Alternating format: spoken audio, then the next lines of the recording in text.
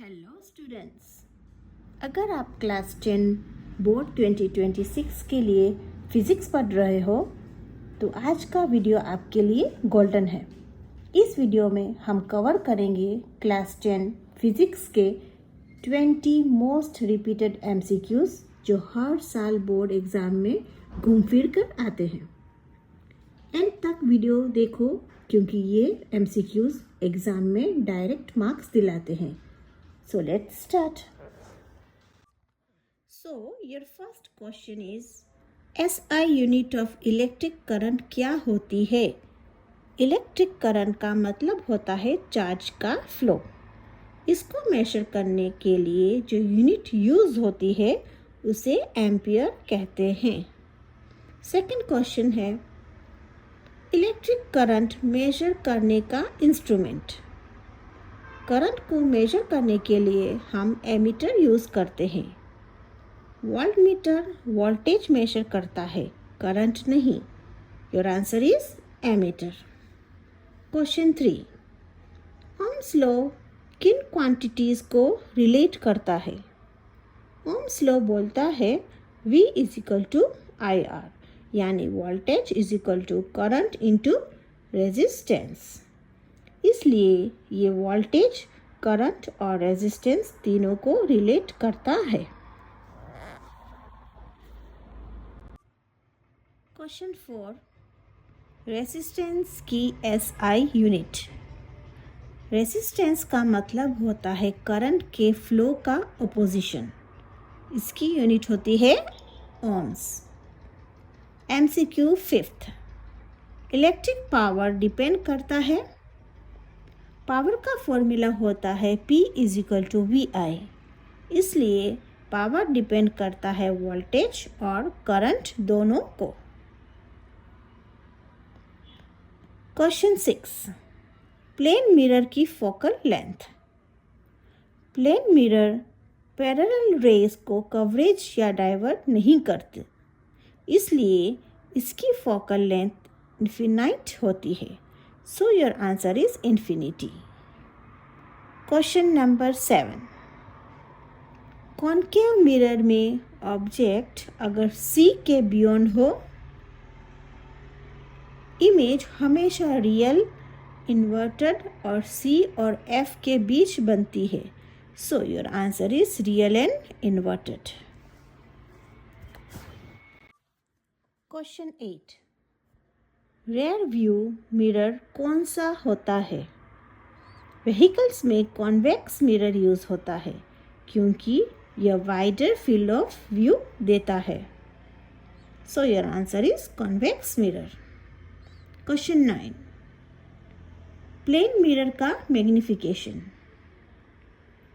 Plane mirror में image size = object size, इसलिए magnification +1 होता है।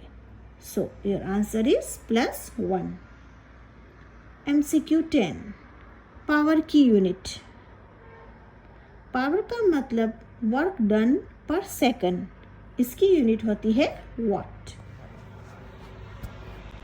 Question 11, 1 kWh = how many? सबसे पहले समझते हैं kWh होता क्या है। kWh का फुल फॉर्म होता है किलोवाट आवर। ये इलेक्ट्रिसिटी कंजप्शन की यूनिट होती है जिसे हम घर में 1 यूनिट बोलते हैं। 1 kilowatt = 1000 watt and 1 hour = 3600 seconds. अब अगर हम एनर्जी कैलकुलेट करें तो energy = power multiply by time. तो यहाँ पावर है 1000 multiply by 3600। So 3.6 multiplied by 10⁻⁶ joule. So your answer is 3.6 multiplied by 10⁶ joule. ये बोर्ड एग्जाम का बहुत फेवरेट क्वेश्चन है, इसलिए इसको याद जरूर रखना। अब बारी आती है question number 12, current carrying conductors के बीच फोर्स क्यों लगता है?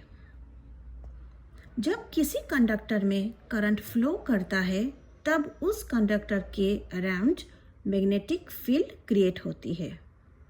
अब जब दो कंडक्टर्स में करंट फ्लो हो रहा होता है तो उनकी मैग्नेटिक फील्ड्स एक दूसरे को इफेक्ट करती है। इसी इंटरेक्शन की वजह से कंडक्टर्स के बीच अट्रैक्शन या रिपल्शन फोर्स लगता है।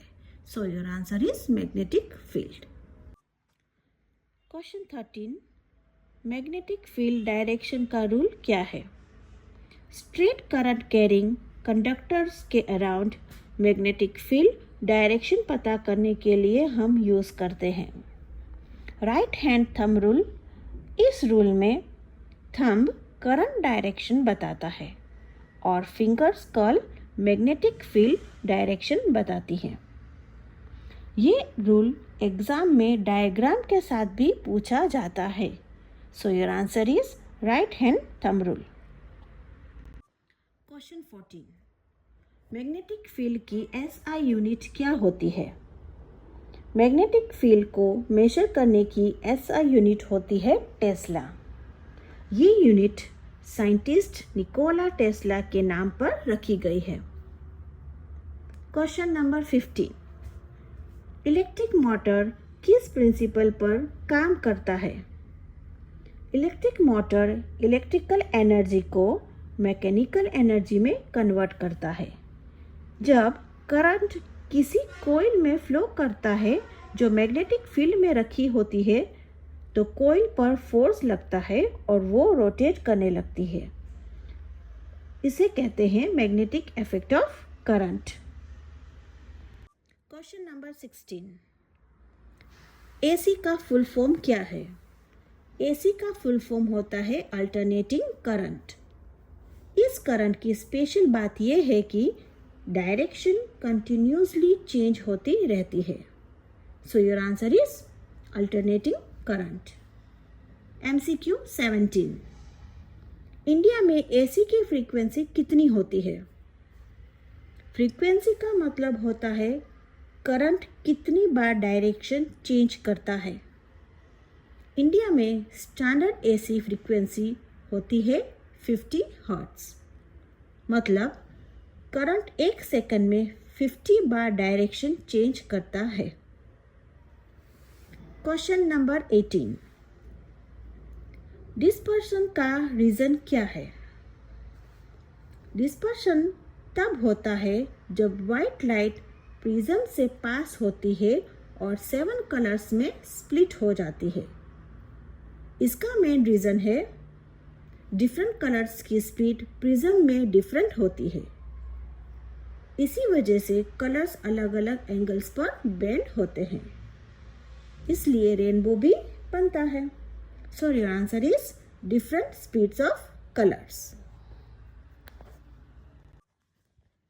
क्वेश्चन 19, व्हाइट लाइट का कलर्स में स्प्लिट होना क्या कहलाता है? चलिए इसको स्टेप बाय स्टेप समझते हैं। व्हाइट लाइट एक्चुअली एक सिंगल कलर नहीं होती। व्हाइट लाइट 7 कलर से मिलकर बनी होती है। जब व्हाइट लाइट प्रिज्म से पास होती है तो हर कलर अलग अलग अमाउंट में बेंड होता है। इसका रीज़न होता है कि हर कलर की स्पीड और वेवलेंथ डिफरेंट होती है। इसी वजह से व्हाइट लाइट 7 कलर्स में स्प्लिट हो जाती है। इस प्रोसेस को फिजिक्स में कहा जाता है डिस्पर्सन ऑफ लाइट। बोर्ड में ये क्वेश्चन बहुत बार पूछा जाता है। अब आते हैं MCQ 20। AC को DC में कन्वर्ट करने वाला डिवाइस का नाम क्या है? रेक्टिफायर। रेक्टिफायर एक इलेक्ट्रॉनिक डिवाइस होता है जो AC को DC में कन्वर्ट करता है। Mobile chargers, power supply circuits और इलेक्ट्रॉनिक डिवाइसेस में रेक्टिफायर यूज़ होता है। ये भी बोर्ड का एक फेवरेट क्वेश्चन में से एक है।